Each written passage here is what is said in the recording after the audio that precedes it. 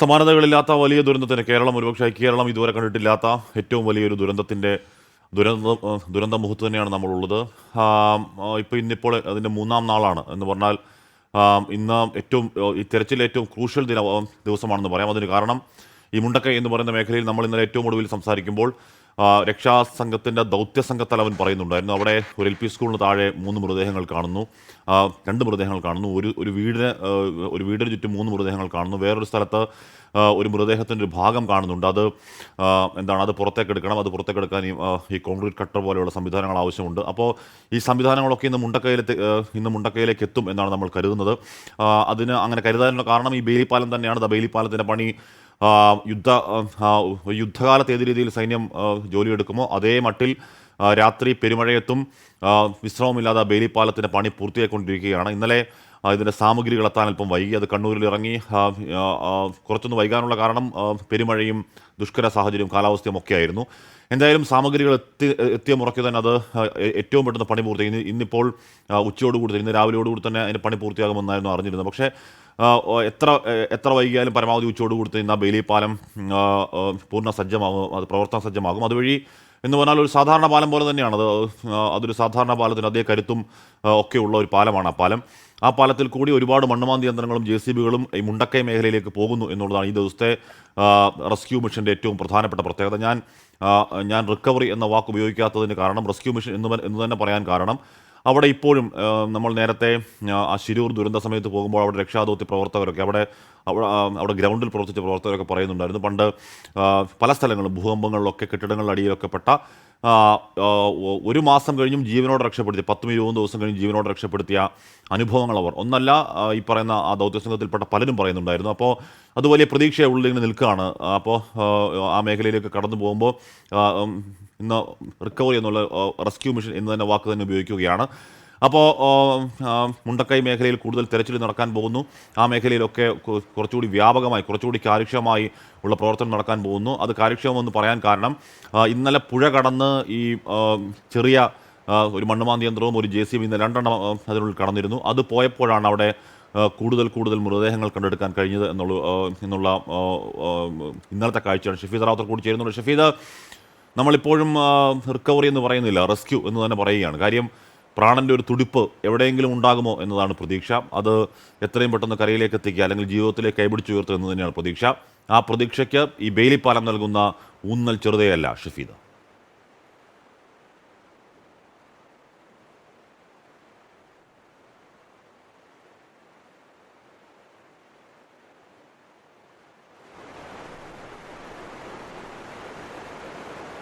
സൂചിപ്പിച്ചതുപോലെ തന്നെ വലിയ വേദനാജനകമായ ദൃശ്യങ്ങൾ നമുക്ക് കഴിഞ്ഞ ദിവസങ്ങളിലൊക്കെ ഇവിടെ കാണാമായിരുന്നു. ഇന്നും പ്രിയപ്പെട്ടവരെ കാത്ത്, പ്രിയ മനുഷ്യരെ കാത്ത് ഒരുപാട് ആളുകൾ, നിരവധി ആളുകൾ ഈ പരിസരത്തുണ്ട്. നമ്മളെ സംബന്ധിച്ച് ഇന്ന് ഏറ്റവും പ്രധാനപ്പെട്ട കാര്യം, അതായത് ഈ പ്രവർത്തനങ്ങളുടെ ഏറ്റവും പ്രധാനപ്പെട്ട കാര്യമാണ് ഈ ബെയിലി പാലത്തിൻ്റെ നിർമ്മാണം. അത് എത്രയും പെട്ടെന്ന് പൂർത്തിയാക്കുക എന്നുള്ളത് മാത്രമാണ് നമുക്ക് ചെയ്യാനുള്ളത്. ആ നടപടികൾ ഇപ്പോൾ ഇവിടെ പുരോഗമിക്കുന്നുണ്ട്. മറ്റൊന്ന് ഈ തിരച്ചിലാണ്. അത് അപ്പുറക്കരയൊക്കെ കടന്ന് മുണ്ടക്കൈ അടക്കമുള്ള സ്ഥലങ്ങളിലേക്ക് ഉള്ള തിരച്ചിൽ. ആ തിരച്ചിൽ അതൊരു വലിയ ശ്രമകരമായ കാര്യമാണെന്ന് നമുക്കറിയാം. കാരണം കഴിഞ്ഞ ദിവസം സംസ്ഥാന സർക്കാരിൻ്റെ തന്നെ ഔദ്യോഗികമായ രേഖകളിൽ കാണാതായവരുടെ വിവരങ്ങൾ അത് പറഞ്ഞിരുന്നു. അപ്പോൾ സ്വാഭാവികമായും ആ രീതിയിലുള്ള ചില കാര്യങ്ങൾ അതും നമുക്ക് ഇവിടെ പൂർത്തിയാക്കേണ്ടതായിട്ടുണ്ട്. ഹാഷ്മി, അവിടെ ബെയിലി പാലത്തിൻ്റെ പണി പുരോഗമിച്ചുകൊണ്ടിരിക്കുകയാണ്. അത് പൂർത്തിയാകുന്ന മുറയ്ക്ക് രക്ഷാദൗത്യത്തിന് കുറച്ചുകൂടി മറ്റൊരു ദിശാബോധം ഉണ്ടാകും എന്ന തർക്കമില്ല. കാര്യം, ഈ മുണ്ടക്കൈ തന്നെയാണ് ആ രക്ഷാദൗത്യത്തിൻ്റെ അല്ലെങ്കിൽ ആ ദുരന്തത്തിൻ്റെ സെൻട്രൽ പോയിന്റ് എന്ന് നമുക്കറിയാം. ആ ട്രാജഡി, ആ വല്ലാത്ത അവസ്ഥയുടെ ആ പോയിന്റ്, എപ്പിക് പോയിന്റ് അവിടെ തന്നെയാണ് നമുക്കറിയാം. ആ മേഖലയിലായിരുന്നു ഭൂകമ്പം ഉണ്ടായത്. നമ്മൾ ഈ ദിവസങ്ങൾ കാണുന്ന കാഴ്ചകൾ അങ്ങേയറ്റം വേദനിപ്പിക്കുന്ന കാഴ്ചകളും സങ്കടപ്പെടുന്ന കാഴ്ചകളും അങ്ങേയറ്റം നിരാശപ്പെടുത്തുന്ന കാഴ്ചകളും തന്നെയാണ്. ഇവിടെ രക്ഷാദൗത്യം പുരോഗമിക്കുന്ന വിജയകുമാർ കൂടി ചേരുന്നുണ്ട്. വിജയകുമാർ, കൂടുതൽ മണ്ണുമാന്തി യന്ത്രങ്ങൾ അങ്ങോട്ടേക്ക് എത്തിക്കുകയാണ്, കൂടുതൽ JCBകൾ അങ്ങോട്ടേക്ക് എത്തിക്കുകയാണ്. ഈ ബെയിലി പാലം തയ്യാറാവുന്നതിലൂടെ മുണ്ടക്കൈ മേഖലയിലേക്ക് അവിടെ മണ്ണ് തിരഞ്ഞുള്ള പരിശോധന, അത് മനുഷ്യസാധ്യമല്ലാത്ത രീതിയിലുള്ള വലിയ കെട്ടിടങ്ങളൊക്കെ മാറ്റി കോൺക്രീറ്റ് കട്ട് ചെയ്ത് നോക്കാനുള്ള പരിശോധനയ്ക്ക് ഈ ബെയിലി പാലം വല്ലാതെ സഹായിക്കും. അത് എപ്പോഴത്തേക്ക് പൂർണ്ണ സജ്ജമാകും എന്നാണ് മനസ്സിലാക്കേണ്ടത് വിജയ്? ഇന്നലെ സൈന തന്നെ ഔദ്യോഗികമായി അറിയിച്ചു, ഇന്ന് വൈകിട്ടോടെ പാലം സഞ്ചാരയോഗ്യമാക്കും എന്നാണ്. അവർക്ക് എന്തൊക്കെയോ ചില സംഗതികൾ കൂടി പാലം നിർമ്മാണത്തിന് ആവശ്യമായവ ഇവിടെ എത്തേണ്ടതുണ്ട്. അപ്പോൾ ഈ റോഡ് ഗതാഗതം സുഗമമല്ലാത്തതും കനത്ത മഴയുമാണ് ആ യാത്രയ്ക്ക് തടസ്സമാകുന്നതെങ്കിലും അത് ഇന്ന് വൈകുന്നേരത്തോടുകൂടി ആ പാലം യാഥാർത്ഥ്യമാകും, സഞ്ചാരയോഗ്യമാകുമെന്നാണ് നമ്മൾ കരുതുന്നത്. അങ്ങനെയാണെങ്കിൽ നേരത്തെ ഹാഷ്മി പറഞ്ഞതുപോലെ ഈ ദൗത്യത്തിൽ അത് കുറെ കൂടി നിർണായകമാവുകയും ചെയ്യും.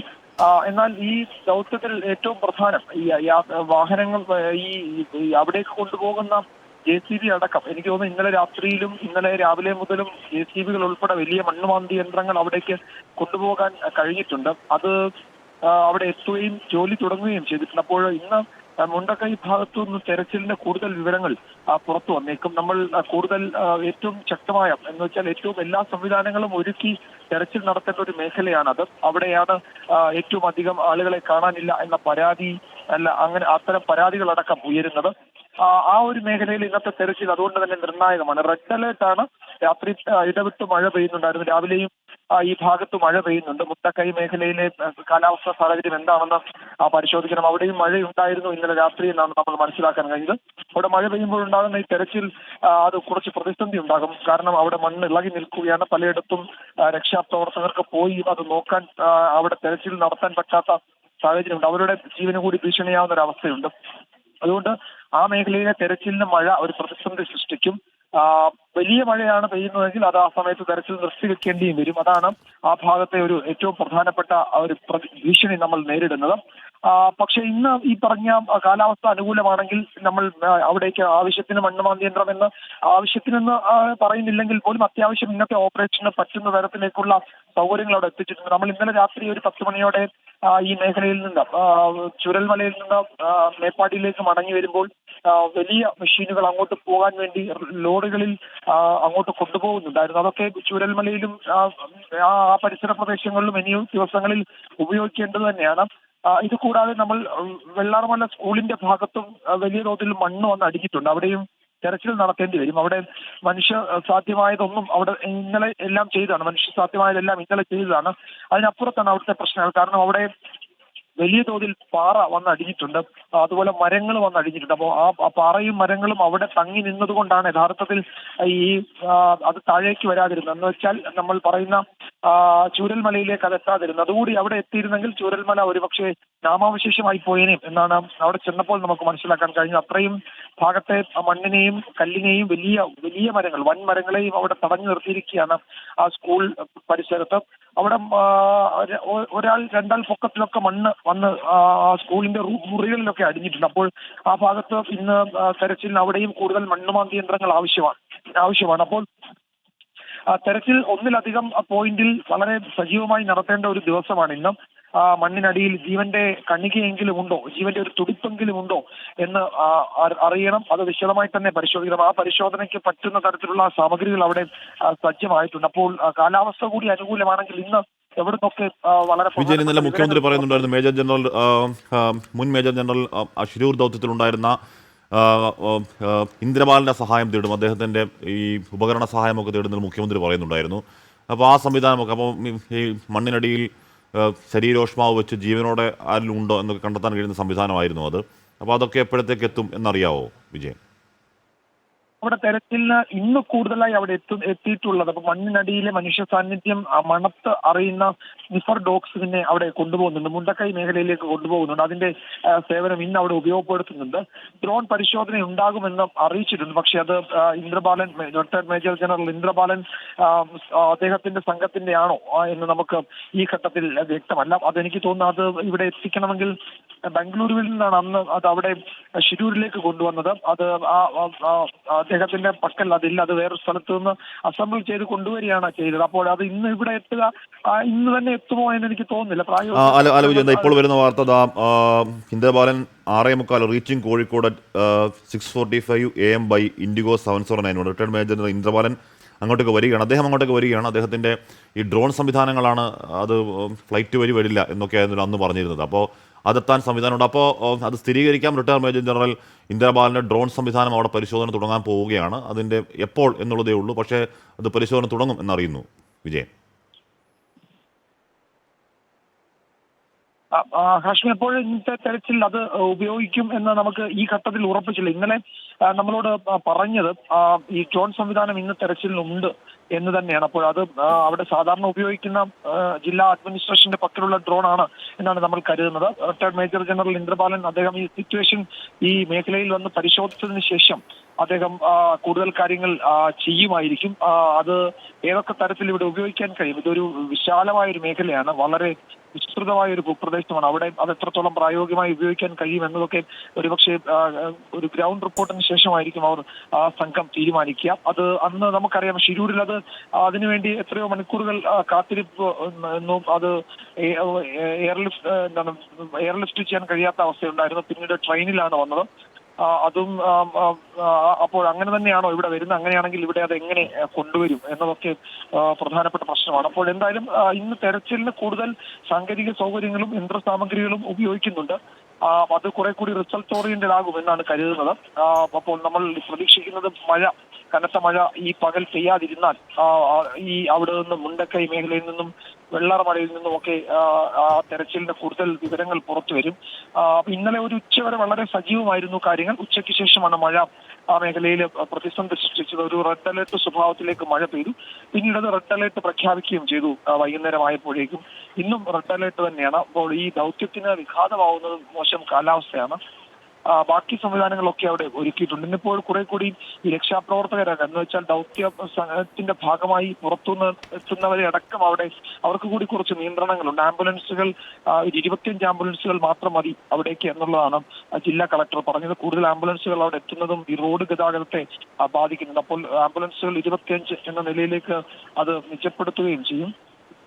അങ്ങനെ തെരച്ചിലിന്റെ ഒരു പ്രധാനപ്പെട്ട ദിവസമാണ് ഇന്ന്. രാവിലെ തന്നെ സംഘങ്ങൾ പല ഭാഗങ്ങളിൽ നിന്നായി അവിടേക്ക് എത്തുന്നുണ്ട്. അവരുടെ ഏകോപനം അവിടെ നടക്കുന്നുണ്ട്. ഇന്ന് മുഖ്യമന്ത്രിയുടെ നേതൃത്വത്തിലുള്ള ഒരു യോഗമാണ്, അവലോകന യോഗമാണ് ഇവിടെ നടക്കാൻ പോകുന്നത്. ആ യോഗത്തിൽ ഈ ദൗത്യ സംഘങ്ങളുടെ അവരുടെ വിന്യാസം, തെരച്ചിൽ എത്ര ദിവസത്തേക്ക് എങ്ങനെയൊക്കെ എന്നതിലൊക്കെ ചില തീരുമാനങ്ങൾ ഉണ്ടാകും എന്നാണ് കേൾക്കുന്നത്. മറ്റൊന്ന് ഈ കാണാതായവരുടെ കണക്ക് സംബന്ധിച്ചാണ്. അപ്പോൾ കാണാതായവരുടെ കണക്കിൽ ജില്ലാ ഭരണകൂടവും റവന്യൂ വകുപ്പും ഒക്കെ നൽകുന്ന 200-221 എന്ന കണക്ക് അത് ഇവിടുത്തെ നാട്ടുകാർക്ക് അത്ര സ്വീകാര്യമല്ല. അവർ പറയുന്നത് അതിനൊക്കെ അപ്പുറത്താണ് ആളുകളെ കാണാതായത് എന്നാണ് പറയുന്നത്. അപ്പോൾ ആ കണക്കിൽ ചില അവ്യക്തതകളുണ്ട്. റവന്യൂ വകുപ്പ് ആ കണക്ക് അപ്ഡേറ്റ് ചെയ്യുമായിരിക്കുമെന്ന് കരുതാം. സ്വാഭാവികമായിട്ടും വിജയകുമാർ, നമ്മൾ ഈ പറഞ്ഞ പോലെ കണക്കുകൾ കൃത്യമാകും എന്നുള്ള കാര്യത്തിൽ നമുക്ക് അങ്ങനെ ഉറപ്പിക്കാൻ കഴിയില്ല. കാരണം ഒരു സാധാരണ പ്രദേശത്ത് തന്നെ ഒരു രാത്രിയിൽ ഒരു വീട്ടിൽ തന്നെ ഒരു പക്ഷേ അവർക്ക് അതിഥികൾ ഉണ്ടായേക്കാം. ശ്രീകാന്താണ് ചേരുന്നത്. ശ്രീകാന്ത്, വിജയകുമാർ പറയുകയായിരുന്നു നേരത്തെ വന്ന കണക്കുകൾ, ഇപ്പോൾ കാണാതായവരെ കുറിച്ചുള്ള കണക്കുകളൊക്കെ തന്നെ അത് സ്ഥിരീകരിക്കപ്പെട്ട റെക്കോർഡുകൾ അനുസരിച്ചിട്ടുള്ള കണക്കുകളാണ്. പക്ഷേ അതിലും എത്രയോ പേർ അവിടെ ഉണ്ടായിരുന്നിരിക്കാം. അപ്പോൾ അതുകൊണ്ട് തന്നെ നേരത്തെ ഹാഷ്മിയും സൂചിപ്പിച്ചതുപോലെ ഒരു ജീവനെങ്കിലും മണ്ണിനടിയിൽ കുരുങ്ങിക്കിടക്കുന്നുണ്ടെങ്കിൽ, ദിവസങ്ങളോളം മണ്ണിനടിയിലൊക്കെ അങ്ങനെ കുരുങ്ങിക്കിടക്കുന്ന ജീവനുകളെ ജീവനോടെ തന്നെ പുറത്തെത്തിച്ച ചരിത്രമുണ്ട്. അത് ആശ്വാസമാണ് സത്യം പറഞ്ഞാൽ. അതുകൊണ്ട് തന്നെ ആ ഒരു പ്രതീക്ഷയുടെ ഒരു ചെറിയ വെളിച്ചം, അതുകൊണ്ട് ഇന്ന് എത്രയും പെട്ടെന്ന് തന്നെ തെരച്ചിൽ പുനരാരംഭിക്കേണ്ടിയിരിക്കുന്നു. കടന്നു പോകുന്ന ഓരോ നിമിഷവും അത്രത്തോളം പ്രധാനപ്പെട്ടതാണ്. ഇന്നിപ്പോൾ തിരച്ചിൽ തുടങ്ങുമ്പോൾ തീർച്ചയായിട്ടും ആ ഭാഗത്തുള്ള മഴ വലിയ വെല്ലുവിളി ഉണ്ടാക്കുന്നുണ്ട്. പാലം പണി അങ്ങനെ പൂർത്തിയായി വരുന്നു.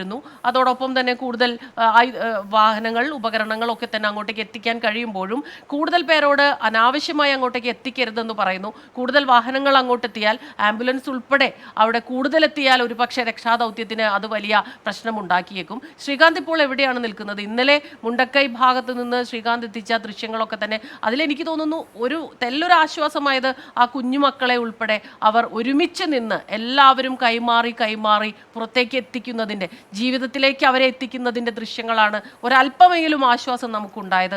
ഇന്നിപ്പോൾ അവിടെ എവിടെയാണ് ശ്രീകാന്ത് നിൽക്കുന്നത്? രാവിലെ മഴ മാറി നിൽക്കുന്നു എന്നാണ് മനസ്സിലാക്കുന്നത്. എങ്ങനെയാണ് ഇന്നത്തെ തെരച്ചിൽ പോവുക? സ്മിത, ഞാനിപ്പോൾ മുണ്ടക്കൈയിലേക്കുള്ള യാത്രയിലാണ്. അതായത് ഈ ചൂരൽമലയിൽ നിന്നും മുണ്ടക്കൈ ഭാഗത്തേക്ക് കടക്കാനൊരുങ്ങുകയാണ്. അവിടേക്ക് ഇപ്പോൾ സൈന്യത്തിന്റെ ഒരു താൽക്കാലിക പാലം ഇന്നലെ ഉണ്ടായിരുന്നത് തകർന്നിരുന്നു. വീണ്ടും ഒരു താൽക്കാലിക പാലം പണിതു. ആ പാലത്തിലൂടെയാണ് രക്ഷാ ദൗത്യ സംഘം ഉൾപ്പെടെയുള്ളവർ അവിടേക്ക് പോകുന്നത്. നിലവിൽ ഏറ്റവും പ്രധാനപ്പെട്ട കാര്യം ഇന്നത്തേത് ഈ മുണ്ടക്കൈ പുഞ്ചിരിമെട്ട് ഭാഗത്ത് നടക്കാനുള്ളത്. ഈ വീടുകളെല്ലാം തന്നെ തകർന്ന് സാഹചര്യമുണ്ട്. അതൊരു 4 വീടുകൾ മുണ്ടക്കൈ ഭാഗത്തും പുഞ്ചിരിമൊട്ട ഭാഗത്ത് 4-5 വീടുകളും തകർന്നിട്ടുണ്ട്. അതിനടിയിലൊന്നും തന്നെ ആളില്ല എന്ന് ഇന്നലെ ഏറെക്കുറെ ഉറപ്പിച്ചതാണ് ഈ പുഞ്ചിരിമൊട്ടയിൽ. പക്ഷേ ഈ മുണ്ടക്കൈയിൽ ഒരു വീട്ടിൽ 3 മൃതദേഹങ്ങളും ഒരു വീട്ടിൽ 1 മൃതദേഹവും പള്ളിയിൽ 1 മൃതദേഹവും ഇനി ശ്രീകാന്ത് ചൂരൽമലയിൽ നിന്ന് മുണ്ടക്കയിലേക്ക് പോവുകയാണ്. അവിടെ ചെറിയ റേഞ്ച് പ്രശ്നങ്ങളൊക്കെ ഉണ്ട്. നമുക്കറിയാം അവിടുത്തെ കാലാവസ്ഥ അതീവ ദുഷ്കരമൊക്കെയാണ്. 282 എന്നുള്ളതാണ് ഏറ്റവും ഒടുവിൽ വന്ന മരണം. ഇന്നലെ ഒരു വൈകിട്ട് 4-4:30 സമയത്തൊക്കെ ആകുമ്പോഴും 175 ഒക്കെ അങ്ങനെ നിൽക്കുകയായിരുന്നു. അതിനുശേഷമാണ് രാത്രിയാകുമ്പോഴേക്കും അത് 282 എന്ന വലിയ പേടിപ്പിക്കുന്ന ഭീകരമായ ഒരു കണക്കിലേക്ക് 282 എന്ന് പറയുന്നത് കേവലം അക്കങ്ങൾ മാത്രമല്ല, അത് 282 മനുഷ്യരെക്കുറിച്ച് നമ്മൾ പറയുകയാണ്. അങ്ങനെ അതിഭീകരമായ കണക്കാണെന്ന് പറഞ്ഞാൽ നമ്മുടെ ഐക്യകേരളം ഉണ്ടായതിനു ശേഷം ഏതെങ്കിലും ഒരൊറ്റ പ്രകൃതി ദുരന്തത്തിലായി ഈ ചുരുങ്ങിയ ദിവസങ്ങൾ ഇത്രയധികം പേർ മരിക്കുന്ന ആദ്യത്തെ സംഭവമാണെന്ന് ഇത് പറയാം. ഒരുപക്ഷെ പ്രളയകാലത്ത് ഇതിൽ കൂടുതൽ മരണം ഉണ്ടായിട്ടുണ്ടെന്ന് പറഞ്ഞു. പക്ഷേ അത് ദീർഘകാലങ്ങൾ നീണ്ടു നിന്ന് അല്ലെങ്കിൽ കുറേ ദിവസത്തെ ഒരു മഴക്കെടുതിയൊക്കെ അന്ന് ഉണ്ടായിരുന്നു. ഇതിപ്പോൾ അങ്ങനെയല്ല. ഒറ്റ രാത്രിയിലുണ്ടായ ഒരു വലിയ ദുരന്തത്തിൽ ഇതിനോടകം 282 പേർ മരിച്ചുവെങ്കിൽ അത് കേരളം കണ്ട ഏറ്റവും വലിയ ദുരന്തമാണ്, കേരളം കണ്ട ഏറ്റവും വലിയ പ്രകൃതി ദുരന്തമാണെന്ന് ഉറപ്പായും പറയാം. അപ്പോൾ അങ്ങനെ ഒരു ദുരന്തത്തിന് മുന്നിൽ നമ്മൾ നിൽക്കുകയാണ്. നമ്മൾ ഈ ദിവസങ്ങളത്തെ വയനാട് മാത്രമല്ല, നമ്മൾ ഹൃദയം പിഞ്ഞിപ്പറിഞ്ഞവരായി പോയത് കേരളം ഒന്നാകെയാണ്. നമ്മൾ അങ്ങനെ വിറങ്ങലിച്ച് നിൽക്കുമ്പോൾ പോലും, നമ്മൾ പകച്ചു നിൽക്കുമ്പോൾ പോലും രക്ഷാദൗത്യത്തെ ഒരു തരത്തിലും ആ പകപ്പ് ഇന്നലൊന്നും ബാധിക്കുന്ന കാഴ്ച നമ്മൾ കണ്ടില്ല, ബാധിക്കുന്നതേ ഇല്ല. ഇന്നലെ രാവിലെ ഏതാണ്ട് ഇതേ സമയമാകുമ്പോഴേക്കും ഒരു 6:30 സമയമാകുമ്പോഴേക്കും ഈ മുണ്ടക്കൈ മേഖലയിലേക്ക് സന്നദ്ധ പ്രവർത്തകർ അങ്ങോട്ടേക്ക് ഇതിനോടകം എത്തിക്കഴിഞ്ഞിരുന്നു. ഇന്നും സമാനമാണ് കാഴ്ച. ഇന്നലെ അവിടെ ഒരു ചെറിയ പാലം ഉണ്ടായിരുന്നു. ആ പാലം വെള്ളം കയറി പോകുന്ന കാഴ്ച നമ്മൾ കണ്ടു. അപ്പോൾ ഇന്നും മലവെള്ളപ്പാച്ചിലും വെള്ളം ഉയരാനുള്ള സാധ്യത കണക്കിലെടുത്ത് സൈന്യം പുതിയതായി എന്ന് പറഞ്ഞാൽ ഈ നിർമ്മിക്കുന്ന ബെയിലി പാലത്തിന് സമാന്തരമായി മറ്റൊരു ചെറിയ പാലം കൂടി ഉണ്ടാക്കുന്നത് കുറച്ചുകൂടി കരുത്തുള്ള പാലമാണെന്ന് തോന്നുന്നു. എന്ന് പറഞ്ഞാൽ രക്ഷാപ്രവർത്തകർക്ക് കുറച്ചുകൂടി ഭയാശങ്കകളില്ലാത്ത മറുകരയിലേക്ക് മുണ്ടക്കൈ മേഖലയിലേക്ക് കടക്കാൻ കഴിയുമെന്നുള്ളതാണ്. ഏറ്റവും ഒടുവിൽ വരുന്നത് റിട്ടയർഡ് മേജർ ജനറൽ ഇന്ദ്രബാലൻ കോഴിക്കോട്ട് 6:45 ഫ്ലൈറ്റ് ഇറങ്ങുന്നു. ഇൻഡിഗോ വിമാനത്തിലാണ് അദ്ദേഹം ഫ്ലൈറ്റ് ഇറങ്ങുന്നത്. അപ്പോൾ ഈ ഡ്രോൺ സംവിധാനത്തിൻ്റെ ഉപയോഗം നമ്മൾ കണ്ടതാണ് ശിരൂരിൽ. അവിടെ ഈ ലോഹ സാന്നിധ്യമൊക്കെ കണ്ടെത്തിയത് അദ്ദേഹത്തിൻ്റെ ഡ്രോൺ സംവിധാനത്തിലാണ്. അപ്പോൾ അത് ഈ മനുഷ്യ സാന്നിധ്യം അന്ന് നമ്മൾ പറഞ്ഞിരുന്നു, ഒരു രാത്രിയുള്ള പരിശോധന, മനുഷ്യൻ്റെ താപനില, മനുഷ്യശരീരം പുറപ്പെടുവിക്കുന്ന താപനില കണ്ട തെർമൽ സ്കാനർ അടക്കം അതിൻ്റെ സംവിധാനമാണ്. അപ്പോൾ ഈ മേഖലയിലേക്ക് അത് കൊണ്ടുവരികയാണെങ്കിൽ ഈ മണ്ണിനടിയിൽ ഇപ്പോഴും പ്രാണൻ്റെ തുടിപ്പോടെ ആരെങ്കിലും അവശേഷിക്കുന്നുണ്ടെന്നൊക്കെ അറിയാൻ ആ സംവിധാനം കൂടുതൽ ഫലപ്രദമാണ്. അപ്പോൾ റിട്ടയർഡ് മേജർ ജനറൽ ഇന്ദ്രബാലൻ ഇങ്ങോട്ടേക്ക് വരികയാണ്. ഷഫീദ് റാവത്തർ കൂടി ചേരുന്നു. ഷഫീദ്, ഈ ബെയിലി പാലം ഏതാണ്ട് സജ്ജമായി തുടങ്ങുന്നു എന്ന് പറയാമോ? ഒരിച്ചോടുകൂടി തന്നെ അത് പൂർണ്ണ സജ്ജമാവുകയും JCB അടക്കം അതുവഴി കടന്നു പോകാൻ കഴിയും എന്ന് പ്രതീക്ഷിക്കാമോ?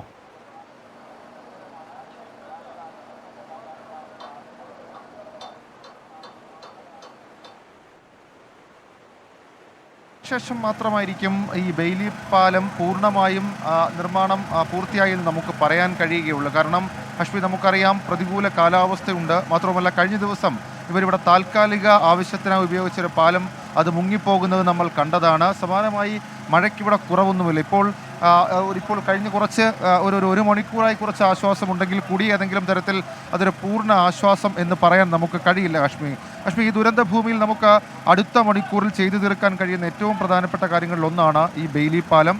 രണ്ടാമതാകട്ടെ, ഈ ബെയിലി പാലത്തിൻ്റെ നിർമ്മാണം പൂർത്തിയാകുന്നതോടുകൂടി തിരച്ചിൽ നടപടി അടക്കമുള്ള കാര്യങ്ങൾ കൂടുതൽ വേഗത്തിലാക്കുക, അതിൻ്റെ വേഗത കൂട്ടുക എന്നുള്ളത് മാത്രമാണ്. കഴിഞ്ഞ ദിവസം ഔദ്യോഗികമായി സംസ്ഥാന സർക്കാരിൻ്റെ കണക്കുകളിൽ തന്നെ എത്ര മനുഷ്യരാണ് ഈ മണ്ണിനടിയിൽ പെട്ടുപോയത് എന്നുള്ള കാര്യം, അത് നമ്മളെ സംബന്ധിച്ച് വലിയ വേദന ഉണ്ടാക്കുന്ന കാര്യമാണ്. അപ്പോൾ ആ രീതിയിലൊരു കണക്ക് നമുക്ക് മുൻപിലുണ്ട്.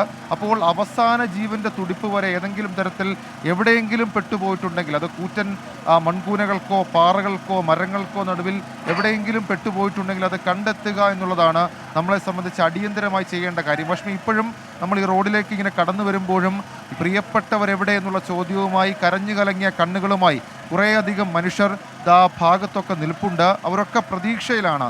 കാരണം ഏതെങ്കിലും തരത്തിലൊരു പോസിറ്റീവ് കാര്യം അതിനകത്തുണ്ടാകുമോ എന്നൊക്കെയുള്ള ആശങ്ക കഴിഞ്ഞ കുറച്ച് മണിക്കൂറുകളായി അവരുടെ ഹൃദയം വിറങ്ങലിച്ചിരിക്കുന്ന ഒരു കാര്യമുണ്ട്. അപ്പോൾ ആ രീതിയിലൊക്കെ മനുഷ്യരുടെ ഒരു കാത്തിരിപ്പുണ്ട്. ആ കാത്തിരിപ്പൊക്കെ അവസാനിക്കണം. അതിനുവേണ്ടി ചെയ്യാൻ കഴിയുന്നത് ഈ പ്രദേശത്തെ മണ്ണ് നീക്കിയും വലിയ പാറക്കല്ലുകൾ മാറ്റിയുമൊക്കെ ഒരു പരിശോധന, ഒരു തിരച്ചിൽ അത് ആവശ്യമാണ്. ആർമിയുടെ 5 കോളം അംഗങ്ങളായിരിക്കും ഇന്ന് തിരച്ചിലിന് ഇറങ്ങുക എന്നുള്ളതാണ് നമുക്ക് മനസ്സിലാക്കാൻ കഴിയുന്നത്. 30-ലധികം നേവി സംഘവും ഇവിടെ ക്യാമ്പ് ചെയ്യുന്നുണ്ട്.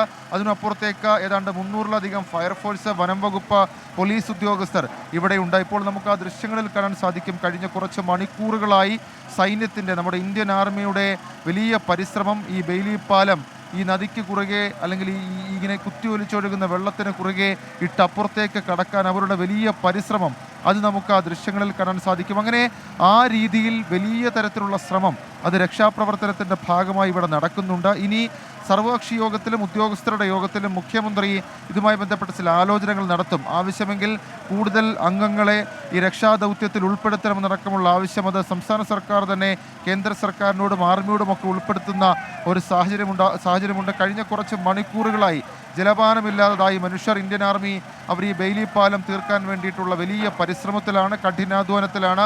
നമ്മളെ സംബന്ധിച്ച് ഈ ദുരന്ത ഭൂമി അത് കേരളം മുൻപ് കണ്ടിട്ടില്ലാത്ത അല്ലെങ്കിൽ സമാനതകളില്ലാത്തൊരു ദുരന്തം ആ രീതിയിലേക്ക് കാര്യങ്ങൾ മാറിയിട്ടുണ്ട്. അത് മരണസംഖ്യയാണെങ്കിലും അതിനും അപ്പുറത്തേക്ക് ഇവിടെ നിന്ന് ആളുകളും വീടുകളും ഒക്കെ ഒഴുകി ചാലിയാറിലൂടെ കിലോമീറ്ററുകൾ ഒഴുകി അവിടെയൊക്കെ എത്തുന്ന ഒരു സാഹചര്യം, അതടക്കം വലിയ വേദനയുണ്ടാക്കുന്ന ഈ ദുരന്തത്തിൻ്റെ വ്യാപ്തി കൂട്ടുന്ന ഒരു കാര്യമാണ്.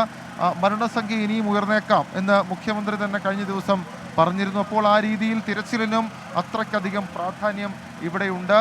മുൻപ് നമ്മൾ സൂചിപ്പിച്ചതുപോലെ തന്നെ വലിയ കെട്ടിടങ്ങൾ, അത് ഈ മുണ്ടക്കൈ ഭാഗത്ത്, മുണ്ടക്കൈ ആ ഉയരത്തിലുള്ള മലയിലൊക്കെ വലിയ തരത്തിലുള്ള കെട്ടിടാവശിഷ്ടങ്ങളുണ്ട്. അപ്പോൾ അതൊക്കെ നീക്കണം.